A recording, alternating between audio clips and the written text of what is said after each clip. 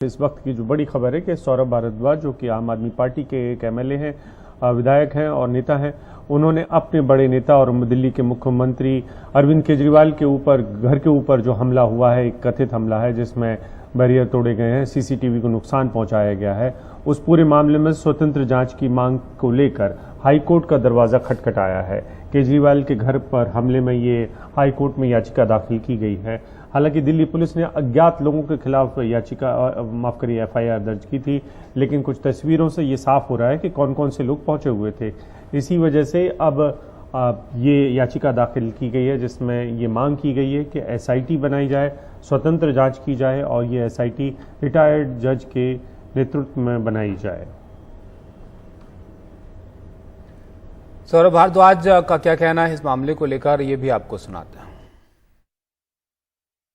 Y category की security वाले मुख्यमंत्री, जिनके घर के बाहर दिल्ली पुलिस के दर्जनों अधिकारी खड़े हुए थे, मूक दर्शक बन के साइड में खड़े थे और मुख्यमंत्री के घर पे हमला किया गया, तोड़फोड़ की गई, नारेबाजी की गई।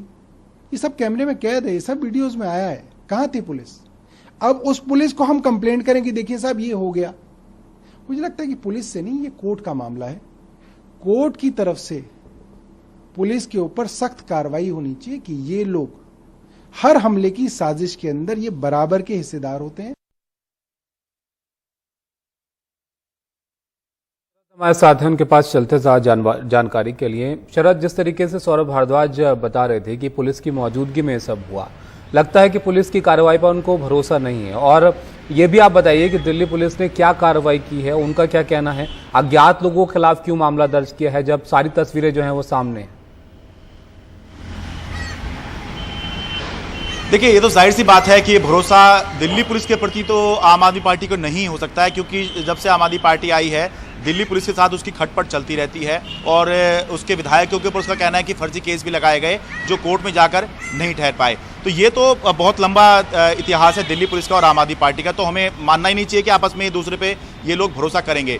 लेकिन कल अगर मुख्यमंत्री के घर पर भी अगर हमला हो जाए और दिल्ली पुलिस की सिक्योरिटी के रहते हो जाए, Z+ सिक्योरिटी रहते के अगर हमला हो जाए, तो फिर उसके बाद हमें आम आदमी पार्टी की बात नहीं करनी चाहिए, हमें बीजेपी की बात नहीं करनी चाहिए, हमें सिस्टम की बात करनी चाहिए। बात ये होनी चाहिए कि अगर मुख्यमंत्री के घर पर हमला हो रहा है तो दिल्ली पुलिस क्या कर रही है, सिक्योरिटी का क्या मतलब है। अगर कोई भी आकर मुख्यमंत्री के मुख्य दरवाजे पर, घर के मुख्य दरवाजे पर पेंट कर सकता है, कोई सीसीटीवी कैमरा तोड़ सकता है, कोई बूम बैरियर तोड़ सकता है, तो फिर सिक्योरिटी का मतलब क्या है। वो ये सब तो वैसे भी हो सकता है कि अगर सिक्योरिटी ना हो तो सवालों के घेरे में दिल्ली पुलिस है, क्योंकि ऐसा ही एक हमला जो है दिसंबर 2020 में मनीष सिसोदिया के घर पे हुआ था, जब बीजेपी के जो कार्यकर्ता थे, नेता थे, वो प्रोटेस्ट कर रहे थे और प्रोटेस्ट करते करते जो है वो मनीष सिसोदिया के घर तक अंदर तक घुस गए और वहां पर उन्होंने तोड़फोड़ कर दी। तो ये प्रोटेस्ट करना जो है ये लोकतंत्र में हक है और ये होना भी चाहिए। विपक्षी पार्टी को अगर लग रहा है कि बात सुनी नहीं जा रही या फिर सत्ता पक्ष को घेरना है, ये होना ही चाहिए। लेकिन ये प्रोटेस्ट का मतलब या फिर सत्ता पार्टी को घेरने का मतलब ये नहीं है कि आप जो है उनके घर पर पहुंच जाए और वहां पर जो है तोड़फोड़ कर दें। अगर ये हो रहा है तो दिल्ली पुलिस क्या कर रही है, सवालों के अंदर जो है दिल्ली पुलिस है, लेकिन दिल्ली पुलिस की तरफ से फिलहाल जवाब नहीं आया है। कैमरे के अंदर दिखाई दे रहा है कि बीजेपी के जो नेता हैं, बीजेपी के सांसद हैं तेजस्वी सूर्या, बीजेपी युवा मोर्चा के वो अध्यक्ष हैं, वो दिखाई दे रहे हैं कैमरे के अंदर कि वो मुख्यमंत्री के घर के गेट के सामने दिखाई दे रहे हैं। वो खुद भी कह रहे हैं कि हाँ, मुख्यमंत्री के घर तक वो गए हैं, बैरिकेड क्रॉस करके वो वहां तक गए हैं। उसके बावजूद भी जो है अज्ञात लोगों के खिलाफ एफआईआर की है। अगर देखें कि क्या हो सकता था तो ये बहुत ही आसान था। ये हो सकता था कि क्योंकि तेजस्वी सूर्या के नेतृत्व में ये पूरा प्रोटेस्ट गया था, तो तेजस्वी सूर्या एंड अदर्स के खिलाफ जो है मामला दर्ज करके आगे जांच की जा सकती थी। लेकिन अज्ञात लोगों के खिलाफ जो एफआईआर दर्ज हुई है उससे लगता है कि केवल खाना पूर्ति की जा रही है और अभी तक भी ये एहसास नहीं कराया जा रहा है कि हाँ, मुख्यमंत्री के घर पर हमला हुआ या कोई बड़ी चीज हुई है। अभिषेक, एक बात बताएं कि ये जो धरना प्रदर्शन है इसकी परमिशन ली गई थी, इजाजत ली गई थी दिल्ली पुलिस में? आप, मैं या कोई भी व्यक्ति अगर कहीं पे भी प्रदर्शन करना चाहता है और खास करके ऐसे इलाके में, तो क्या उसके लिए परमिशन की जरूरत पड़ती होगी, इजाजत चाहिए होती होगी?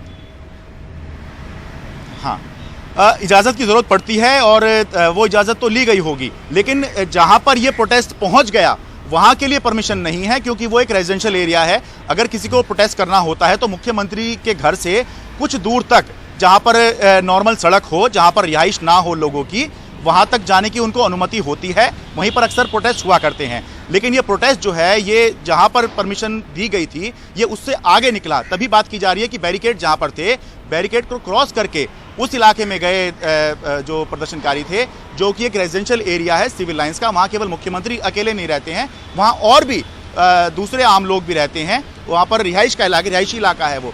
तो दिक्कत यह है कि जहां की परमिशन ली गई थी प्रदर्शन के लिए, उस एरिया को क्रॉस करके मुख्यमंत्री के घर तक जो प्रोटेस्टर हैं वो गए हैं। और कैमरे में दिख रहा है कि कौन गए हैं, कौन दिखाई दे रहे हैं। फिर भी अज्ञात लोगों के खिलाफ अगर एफआईआर होगी तो फिर आम आदमी पार्टी को तो सवाल उठाने का मौका मिलेगा ही, और ये मौका मिलेगा कि अपनी दिल्ली पुलिस की बजाय वो एक स्वतंत्र जांच की मांग कर रहे हैं रिटायर्ड जज की अध्यक्षता में। अभिषेक, शुक्रिया शरद आपका सब जानकारी के लिए। तो ये मामला जो है बड़ा होता जा रहा है। अब आम आदमी पार्टी के विधायक सौरभ भारद्वाज जो हैं वो हाईकोर्ट में याचिका लेकर पहुंचे हैं, जिसमें स्वतंत्र एसआईटी से इस मामले की जांच कराने की जो है वो मांग की जा रही है। उधर दिल्ली के मुख्यमंत्री अरविंद केजरीवाल के घर पर इस हमले के मामले में पुलिस ने अज्ञात लोगों के खिलाफ मामला दर्ज किया है और बुधवार को केजरीवाल के घर के बाहर जमकर हंगामा हुआ, जिसकी तस्वीरें आपने अपनी स्क्रीन पर अभी देखी। सीसीटीवी और सुरक्षा बैरियर यहां पर तोड़ दिए गए। केजरीवाल के घर के गेट को भी भगवा रंग से पेंट कर दिया गया। आम आदमी पार्टी ने इस हमले का आरोप बीजेपी पर लगाया।